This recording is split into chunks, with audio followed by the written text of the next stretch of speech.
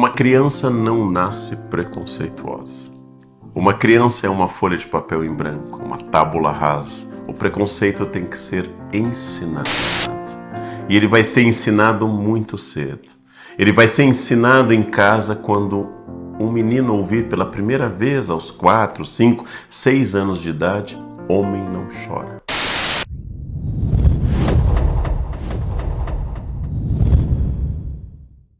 É muito bom que no mundo existam diferentes pessoas com diferentes orientações. Elas não agridem a minha orientação e não devem ser agredidas pela identidade e orientação do outro. É a isso que nós chamamos de tolerância ativa. Que bom que haja no planeta Terra, em meio a mais de 7 bilhões de pessoas, distintas concepções sobre o que é a sexualidade, qual a identidade étnica, quais são os seus locais de fala, de origem, qual é o seu gênero, qual é a sua identidade de gênero, porque isto fará do mundo um lugar com respostas distintas, mais ricas, muito mais complexas do que fôssemos o mesmo ser, a mesma unidade, sem nenhuma diferença, dizendo a mesma coisa para todas as situações. Qual o limite da tolerância ativa? Eu já falei aqui há pouco, é a lei e a ética. Ou seja, eu não posso defender a tolerância para aquilo que infringe o direito do outro, para aquilo que infringe a liberdade alheia, para aquilo que infringe a capacidade do outro existir. Quando eu estabeleço a diferença com alguém, eu estou estabelecendo acima de tudo a zona de conforto que está sendo desafiada. Ou seja, eu tenho medo da diferença. Pense bem, se você se sente identificado, por exemplo, como heterossexual, vive um namoro heterossexual, vive dentro de uma identidade considerada, grosso modo, hétero, em que lhe afeta? Em que lhe perturba? Em que lhe retira algo existir, por exemplo, ali, naquele prédio em que você mora, outra pessoa sem a mesma identidade? Exatamente quando eu esbarro no preconceito, eu esbarro no meu medo, no medo do limite do meu mundo, no medo de que eu sinto desafio vindo de baixo, de lado, de cima, sem muita origem, e estabeleço um nome para esse desafio. É o outro. O outro carrega o mal. E o preconceito se estende para um discurso que não é exatamente racional, mas foi sendo traduzido por outras pessoas que tiveram medo antes de mim, que foram criando frases.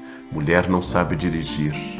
Os negros da África são inferiores. Os gays são promíscuos. Os estrangeiros trazem doenças e vão retirar o meu emprego. E tudo isso vai formando um caldo cultural que gera piadas, que gera imagens, que gera discursos que eu vou ouvindo desde a infância. Aqueles discursos que eu fui através de músicas, de falas, de textos, de conversas de bar, aceitando como se fossem naturais, não submetendo a regra do rigor, a regra da razão. Vejam um exemplo claro: as mulheres matam muito menos no trânsito do que os homens. Esse é um dado objetivo. Esse dado faz com que as seguradoras deem descontos às mulheres, porque as mulheres não causam o pior dano que pode surgir no trânsito, que é a destruição de um ser humano. O caldo cultural do preconceito tem recursos de fala, recursos retóricos. Vamos falar do primeiro.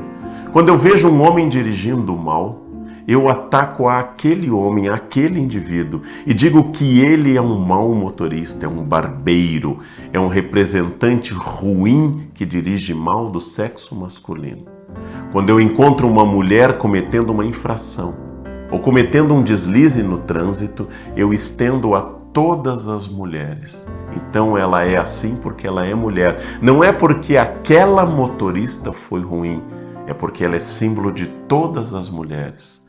Quando eu peço dinheiro emprestado a um amigo católico e ele me cobra, eu digo: você é avarento, você é uma pessoa que só pensa em dinheiro. Se eu peço de um amigo judeu e existe o preconceito, eu digo, tinha que ser judeu. Os judeus todos são assim.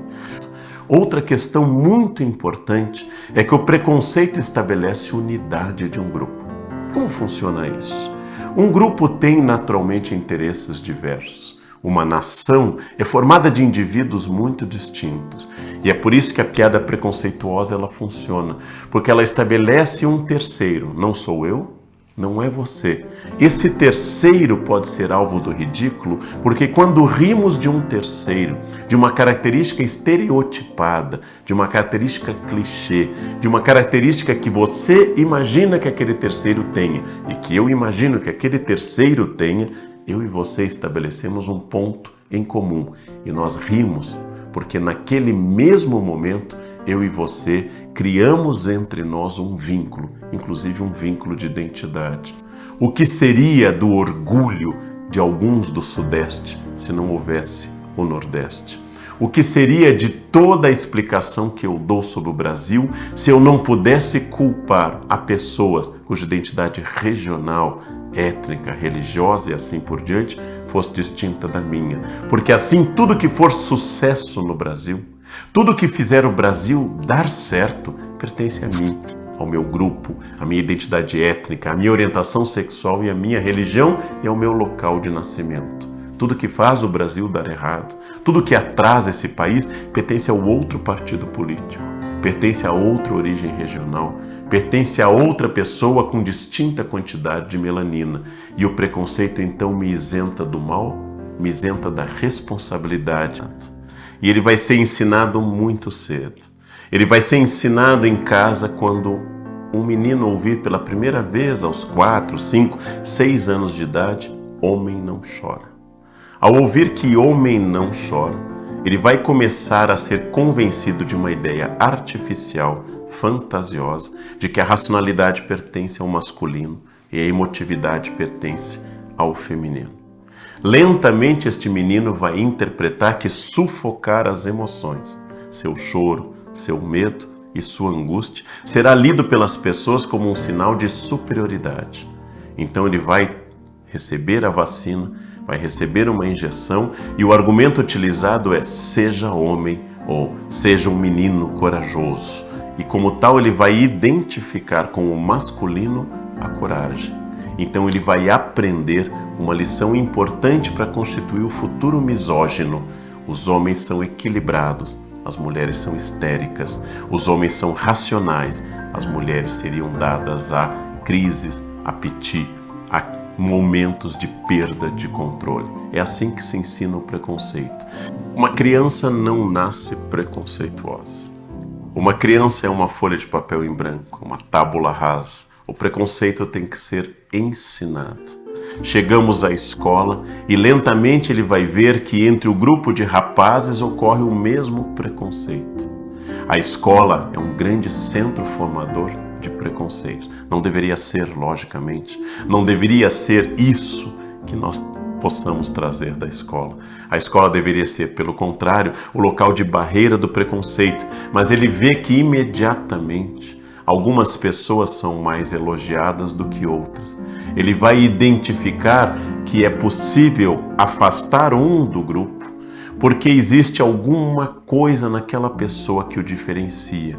E graças a essa diferença, uma questão física específica, eu posso então constituir o meu grupo. Meu grupo é aquele que não tem, por exemplo, um problema de acessibilidade ou um problema de questão física qualquer.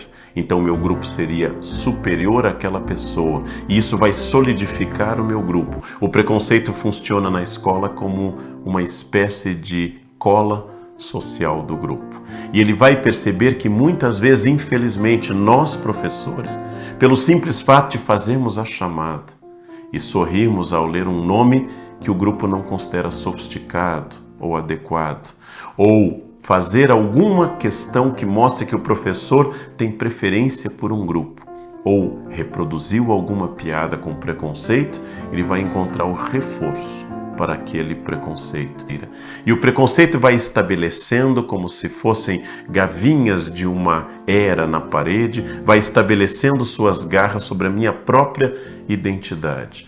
Todos vocês que me escutam, Todos vocês que me veem e eu mesmo fomos criados ouvindo preconceitos. Fomos dançar no carnaval cantando "Teu cabelo não nega mulata". Logo em seguida, uma marchinha homofóbica. Olha a cabeleira do Zezé. Será que ele é? Será que ele é? E achávamos aquilo divertido e bom. Ouvimos a expressão cabelo ruim para um cabelo que não fosse liso. Elogiamos alguém quando tem olhos bonitos. No Brasil, olhos bonitos sempre significa olho claro. Ou seja, fomos ouvindo isso de forma natural. Que olho lindo tem fulana, que olho lindo tem cicrano. Fomos criando preconceitos dentro do preconceito. Muito cedo, especialmente no ensino fundamental e médio, nós aprendemos a criar grupos. Grupos que vão criar discursos de exclusão. Toda identidade, tudo que me torna um, torna também a outro alter, ou seja, alteridade. E dessa forma eu vou criando discursos sobre pessoas com deficiência, sobre pessoas diferentes, sobre pessoas que não se enquadram em um determinado padrão, que provavelmente esse padrão seja a idealização de tudo aquilo que eu gostaria de ser. Então o preconceito também mostra o meu medo de ser ou de estar próximo de ser como o outro. Então o preconceito é um guia rico para eu saber dos meus medos e das minhas ansiedades. Porque convenhamos, se você estiver bem, se você souber minimamente quem você é, do que você gosta, se você tiver perspectivas, laços afetivos, se você não tiver graves problemas em relação à sua própria estima, é pouco provável que você estabeleça um grupo de exclusão. É pouco provável que você crie um inimigo, porque você está bem em relação a você mesmo. O preconceito revela muito da insegurança de cada um.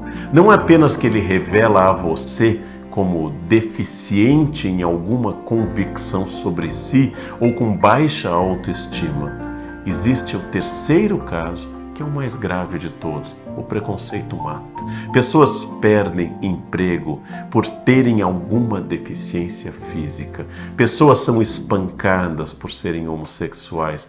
Pessoas são torturadas no mundo inteiro porque não se comportam de acordo com o que se considera normal, geral e assim por diante. Há países com leis preconceituosas, com leis que excluem pessoas da chamada normalidade. Então o preconceito não é apenas uma questão de uma deficiência psíquica ou de uma limitação científica. Ele é um discurso que gera violência real, morte, exclusão e pobreza. O preconceito deve ser combatido não porque a piada seja politicamente incorreta.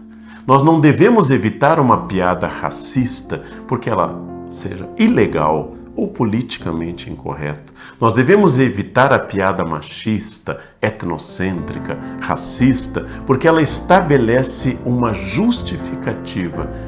Porque é possível que no humor que estabelece um inimigo, um alvo em comum, por mais engraçado ou possivelmente engraçado que ele seja, ele cria a possibilidade da violência. Então o grande convite para que você possa fazer humor é ria junto com alguém e não ria de alguém.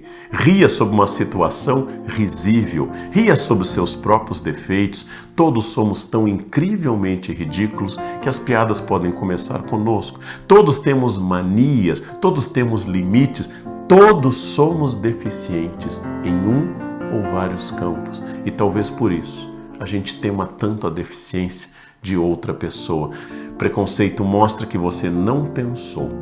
Preconceito mostra que você não é científico. Preconceito mostra que você tem medo. Preconceito mostra que você é inseguro. E o pior de tudo, preconceito causa dor, causa lágrima, causa sofrimento e preconceito mata. Tudo isso bastaria para você identificar, como eu procuro identificar em mim, todos os nossos preconceitos, confessá-los para trazer à tona.